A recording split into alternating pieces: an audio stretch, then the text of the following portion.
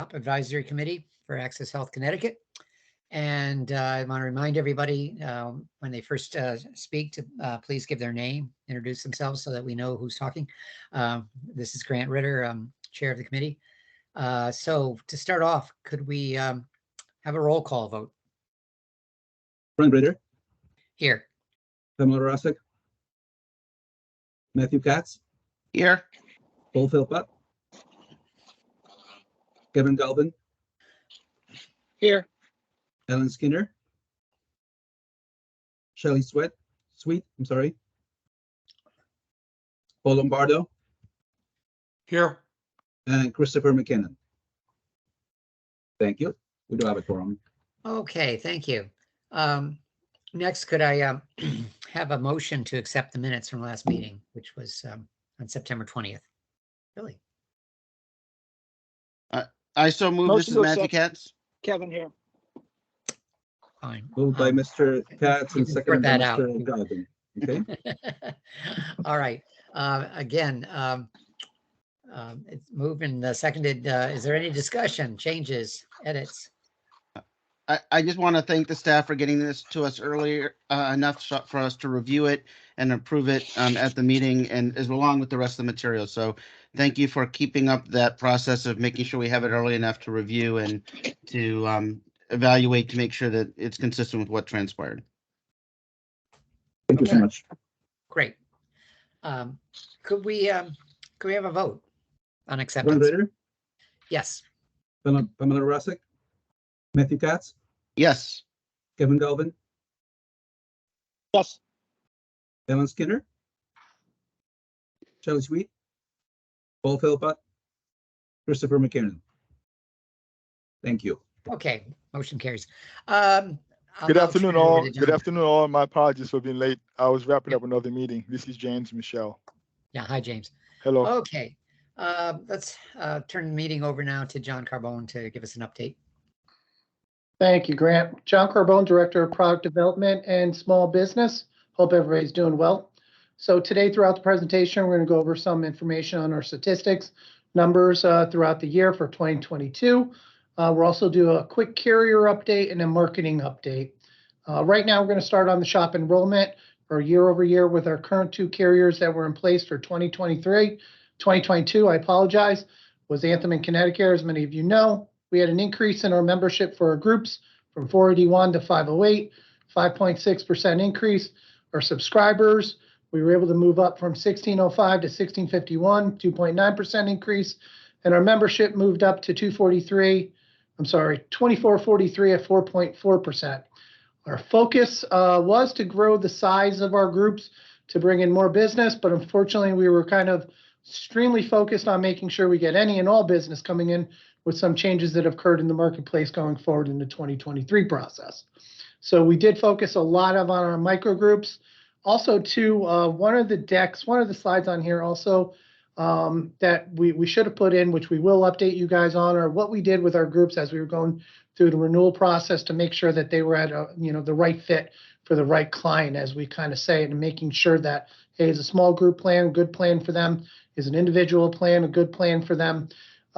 So we're going to continue to monitor that stuff and be able to provide you numbers at the next meeting. Just wanted to make everybody aware of that. So anybody have any questions on this slide?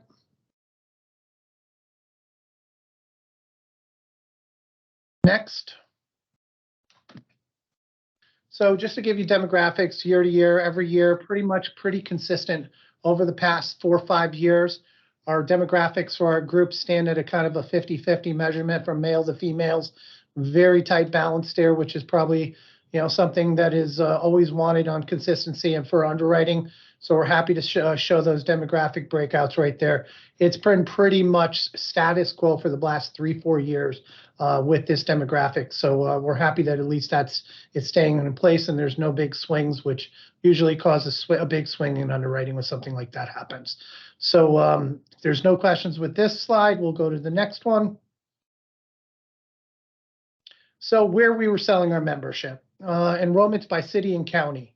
As you can tell, a lot of the counties are still in that little belt line between Fairfield, Hartford, and New Haven. We have had made some penetration market segment in the Litchfield and New London. We're continuing to work in Middlesex and Tallinn and Wyndham. In our next presentation, we have it documented to show a quarterly over quarterly increase or movement for that. And our big cities that we've been working with are the Stamford, West Hartford, Norwalk, Middletown, New Haven, and Danbury. It's really kind of where the biggest membership is. We all know that. We're going to continue to work and stay super focused on there. We're also paying attention to these market segment too, because that's just not where the membership is, but it's where our opportunities are also too. We're continuing to look at those outskirts like the Wyndhams and the Tallinn areas. We're finding that, it's very dense and high Medicaid. So we're kind of trying to stay as focused on there and trying to cherry pick those members out when we can and give them a hand. But most likely what's occurring is as we sit there and go through the process, we find that the individual market is the best fit for those individuals. So if there's no questions on that, John, can I ask a question? Absolutely. This is Matt. Yeah, go ahead, Matt. Apologize. I noticed, enrollment by city, our biggest city in the state, which is Bridgeport, is devoid on the top 10 list. And so are all of its suburbs or neighboring towns like Shelton, Monroe, Newtown, Fairfield. Have we looked at concentrating at all in that area? Because obviously we have a huge population base there and a huge employment base, and we don't seem to have a large shop base there. So we have, and we'll basically break that a little bit more for you, Matt, on the next presentation. As you know, as much as I do, there's some large employer groups in those counties and those cities. So we kind of have to play in that marketplace with them. But let me get back to you on that information and break it down for you a little bit more for that Bridgeport and those surrounding areas. Thank you. You're welcome.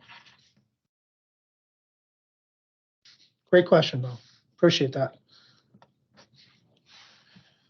Okay, somewhat just a little breakdown from our new business versus our renewal. This has changed a little bit, and you're going to see some changes on the next couple of slides. Our new business is, used to be pretty much almost 50-50 kind of what we brought in for new brokers bringing us business in, and Access Health writing the business, but we're either getting a call in or they're coming through our system. A lot more individuals are using our platform to come and enroll the process and are coming in and streamlining and basically enrolling themselves from start to end, which means there's a little less participation in there with brokers. When there's an opportunity for us to push them to a broker, if there's a question regarding on plan options with it, we are. But as you can tell, 67% of our business last year was written, by an Access Health internal team member, or it's either gone through the entire system. 33% of them have been written with brokers. Our renewal business kind of pretty much stayed somewhat the same. 47% of our renewals are unassisted. They're basically sent straight through, no broker support. And then on the 53%, brokers manage that process from start to end and straight through that. Reasoning for this can be multiple reasons. One, the system now has been updated to be a little more streamlined, and a lot more of the micro groups are coming in and enrolling themselves, as I stated, from start to end. And it's creating, those groups between 1 to 3 lives are not so much managed by brokers, but any opportunity that we do get an opportunity to push those to a broker, we do want to do that because we feel that there's a great value in there, especially not just for the medical side, but also for any type of other ancillary services that we can put, the broker can potentially help them out with. So we're going to continue to, be very vocal on that and making sure that we have our broker community assist us through this process. Any questions there? All right. So year over year, shop enrollment by carrier. Last year, we had 60% of all our enrollments come in through Connecticut. 30% of them go to Anthem. That has dramatically flipped this year, as many of you know, because of the Connecticut basically moving out of the fully insured market. A lot of the individuals who are basically going to be, that were going to be with Connecticut have moved over into Anthem. Our participation for 1/1 has been 100%. We were able to enroll those groups from either to stay with Connecticut or move over into Anthem as they felt, it was necessary to do, because they didn't want to be in the process of either waiting until the renewal process, but we did inform them that they could stay on the plan for the entire 12 months. Some of them made the choice of either keeping their plan for those 12 months or moving over to Anthem. But as you can tell, a good majority of them, about 20% of them, have chose to move over, which created that flip-flop of what we had from a year ago, year over year. So again, Anthem has 59% of the marketplace now, and 41% is in Connecticut. That number with Connecticut will start falling as the months continue to go on through, and we wean out that any renewal business from there. Any questions with this slide? Okay, next. So our standalone dental enrollment, this is a great achievement, but as you guys may have known, this was on a different platform. This year, that platform was moved over to the individual side to create a little bit more of a streamlined effect. So we were able to, with Anthem and Connecticut, we were able to grow that membership tremendously. This is a great job from our platforms, our outreach teams, our broker support teams, to continue to make sure, and even our call center, please don't let me forget that, to make sure our members understood that they were able to, purchase a standalone dental product on our platform. And because of the streamline of being able to, from start to end, enroll without enrolling or going to another platform, we were able to grow the membership. Last year at this time, we had 3,420 belly buttons, individual subscribers. January 1, 2023, the membership was around 9,056. That number has actually gone up a little bit more. I think it's around 9,100 and change. I think it's 9,156. So we're really excited about that. We're really excited the future and what's going to be coming through in the next couple of years with this. But I think this is a good testament to making sure we streamline and pay attention and listen to the customers on their needs on streamlining the process with one username and password and log on. So great job from the TOA team, outreach, broker support, and our call center too, to help us grow these numbers, and our shop team to help grow these numbers throughout. So I don't know if anybody has any questions here. John, this is Matt. I have 3 questions, if it's okay. Yeah, absolutely. First of all, I just want to confirm this 9156 is an individual member, but they're coming through the groups, or are they purely individuals? No, these are purely individuals. We do have a group plan for the dental product, but the individual plan is more, it's more enticing. There are more options there for them to choose. They have 2 carriers they can choose from, Connecticut and Anthem. So there are many more options there for them to pick. And we tend to push these individual members over to that standalone dental plan. Okay, and how many of them? Thank you. And what percentage of the 9156 are broker engaged, and what percent are ours? I would probably have to get back to you on that, Matt. That would just be helpful to see if there's any difference between the medical and the dental when it comes to broker engagement. Absolutely. I'll get back to you definitely on that. And do we know, do all 50, this is my last question, does all 9156 have health coverage through the exchange as well, or could they just have dental? They could just have dental, but I'll be able to get you the breakdown. We do have those numbers. I'll be able to get you those breakdown of those numbers and share it with you. Yeah. Thank you. Hey, man, Most of them have most of medical them, too. most of them have medical. I think about 650 or less than 700. Okay. I'll standalone dental with no medical. But the rest of them are all medical. They have both medical and dental from us. That's good. It highlights that if you are with us and you have a dental plan as a health plan, you get some dental business tied into it. So Absolutely. that's a good thing. Thank you. Yeah, you're welcome. Thanks for sharing that, James. Appreciate it. All right. Thanks, Matt. Well, here's our little carrier update. Many of you received this back, I think, around January 10th or 11th. And we wanted to give you a little update of what we were doing here, as you've heard that Connecticut was leaving the fully insured marketplace. As many of you know, they're not going to be selling any new business for 2023. and we're going to be able to renew all our business up to May 1st. So what we're doing with all our current shop membership is we've reached out to all 321 groups. We're currently in the process of trying to figure out what the best option is for them. It could be, staying in their renewal package as they are currently right now for the next 12 months. Every group after May, we are going to have to find a new home for them. It can either be on Anthem, it could be in the individual market, or it could be on off exchange. Our job is going to make sure that we stay super focused on there's no gap in coverage, and we continue to make sure that everybody has health insurance. So our team is reaching out to all these groups. We're giving them all types of alternative options currently, even if it's not their renewal month. If they're asking us for them, we are putting together the proposal for them, and we're able to get that out and share them with them. So as many of you know, we're staying super focused with the brokers in the community and the employers to explain this process. There are a few individuals or groups and employers that think that they were going to lose their coverage on 2021. We were able to articulate that and help them out through that process with them and make sure that we continue to express all the different types of options that they had.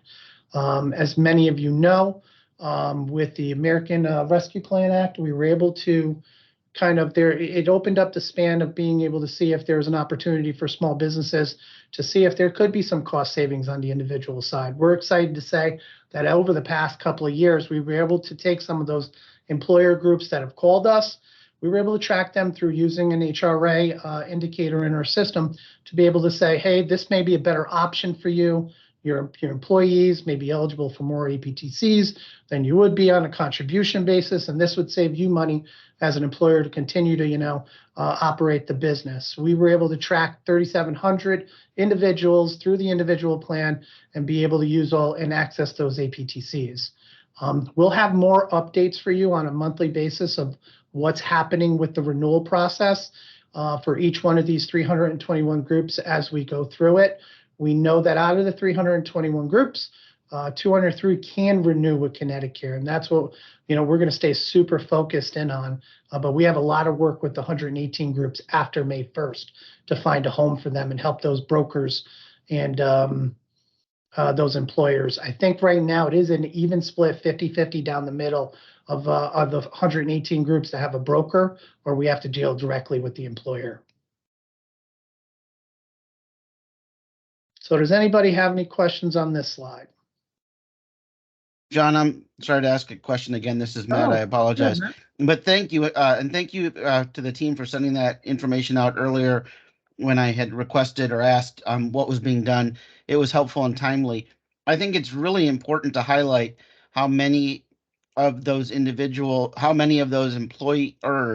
and their employees have been able to successfully transition over. And maybe at the next meeting, we can talk a little bit more about the APTCs. And, is it a short-term benefit? Is there a long-term option for some of these people with the change in the federal law? Does it mean we should take a step back and look at how we're doing some of this and how some employers, small businesses may be better off in the individual and not even push towards the employer exchange? I'm thinking about trying to get volume, trying to get engagement. And if we're finding that these small businesses are better off, or some of them are, in the individual exchange from a coverage as well as cost perspective, it is something to consider moving forward. No, I agree with you, Matt. And as you can tell, we've already written 3,700 employees into the individual market by giving them and talking to them about their options. One of the things our team does is that when we're sitting there, we're asking all types of questions, because what we don't want to do is we don't want to sign up an employer group into the small group market to find out in a couple of months, unfortunately, they can't make the premium payments or they can't make their contribution, payments, and it creates a little bit of an issue. So that's why we're asking all these questions up front. Yes, does it take a lot longer? Absolutely. Is there another step into it? Yes, it does. But we feel that it is necessary. So since the pandemic and since the inception of, all the help and the moving up of, the poverty line for this, we were able to write 3,700 employees into the individual market. We will continue to make sure we ask those questions. And we don't do it just with new groups. We do it with our renewal groups because, again, we want to make sure they're in the right plan with the right fit so they can be very consistent with it. But we'll continue to have this conversation, which I do think it is important.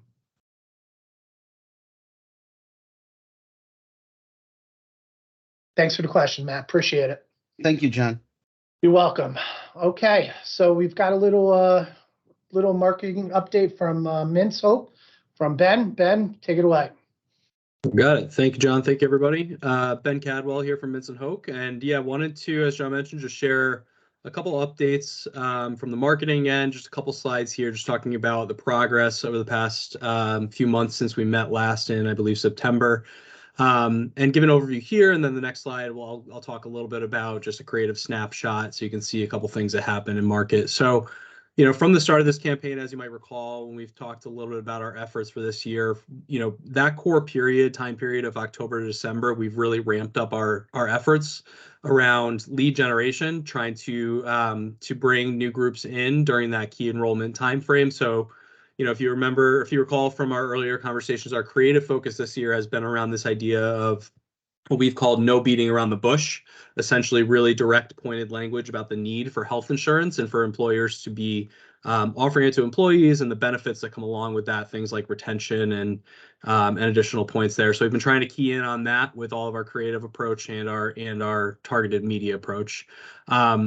Included in the paid media plan and our media efforts overall this year were things such as content syndication programs, custom e-blasts, magazine cover wraps, new paid social campaigns, paid search, and more. Just some added detail on things like that. Content syndication programs are a program where we continually offer new video content or educational content to our target audience and continue to provide that to them over and over again to encourage them to engage with the materials and familiarize themselves with the brand and the offerings. And all of these other things on here, such as custom e-blasts and the magazine cover wraps and paid social, all have been built with a lead generation focus, and also targeted by you know, the size of the business, trying to target to the C-suite audience and other key titles that are making decisions in this area. And in select industries like John has mentioned before, as we looked at some of those target industries, for example, manufacturing, construction, medical and dental, retail, auto, and beyond, but just to name a few right there.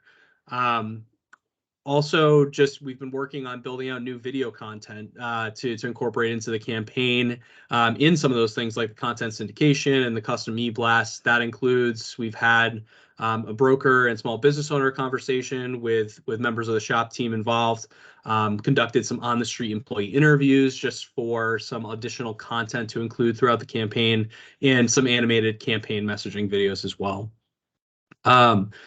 There was a significant earned media pickup, some coverage around the employee participation waiver period in November and December through a lot of the local media outlets. So that was good to see. That resulted in some additional website pickup, and obviously the media coverage helps with brand building and awareness overall. Through community outreach efforts, we also established some new connections with some other groups, and we had a couple speaking opportunities. For example, one of them was the Connecticut Small Business Development Center. We've also connected with, I'll name just a couple examples too, Known New Haven, which is an entrepreneur and small business collective and co-working space. The Bridgeport Regional Business Council, the Black Business Alliance of Connecticut. These are just a few of the connections that we've made over the past few months to just spread the word and try to get some speaking opportunities with their groups, their constituents. And then additional just point on social media, we've continued to grow that with a total of about 229 new followers across all of our different platforms and our impressions. So overall number of times that our posts have been seen have doubled in some cases year over year. So that's been a really positive KPI as well for us. I pulled out just a couple additional points over here on the right side. You'll see from the digital advertising program between paid social efforts and all of those other digital campaigns. Some of the examples I mentioned, we've brought in about over 500 new leads that have, you know, submitted their information and shown interest in speaking with someone or downloading additional content and learning a little bit more about, you know, what SHOP has to offer. Another just quick stat too that I'll mention is just page views continues to increase, so 40% year over year. So a total of almost 22,000 page views during this Q4 time period for this year. So just a quick kind of summary for the past quarter for 2022. Any questions that I can address on this slide before I move into a creative snapshot? Yeah, Ben, this is Matt real quickly. These are all shop marketing Correct. impressions, not the individual. So they're specific to shop, correct? That's correct. Yep. Okay, thank you. I just wanted to make sure that was correct. Thanks. Of course. Yep.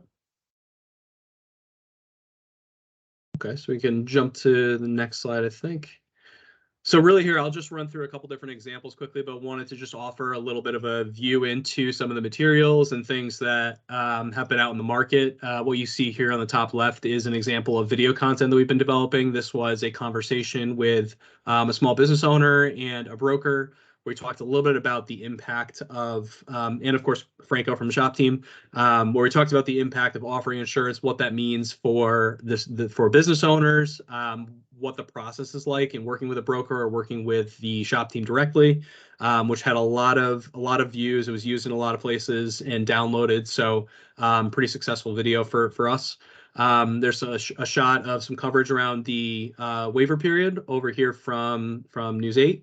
An example of a cover up on Entrepreneur Magazine. This is an issue that was sent to 50,000 small businesses that met the criteria, that were within 1 to 5 and 50 employees, that again met the job titles. So definitely within our target audience to really try to find another way in outside of just digital to spread our message. There's some other examples of creative on here. Between the bottom right is a paid social ad.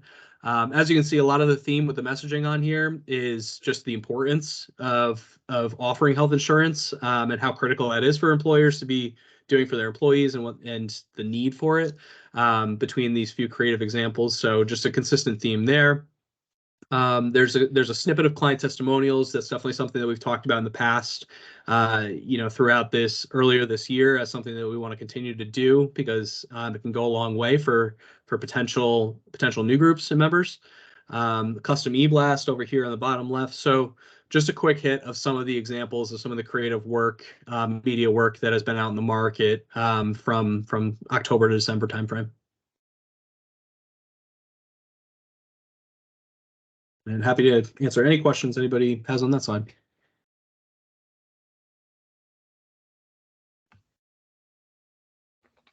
All right. Okay, Thanks, Ben. thank you. I Yeah, think that is it, Grant. I think we're at the end.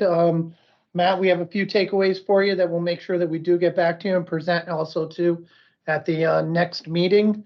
And we'll get that information out. Grant, can I make, I don't know if this is because there isn't an option on the agenda, but is this a point where we could have just a question or a request for the next meeting on items? oh, you want to specify what you'd like to see at the next meeting, or are you talking about? Yeah, that's all. Yeah, I just had sure. one thing.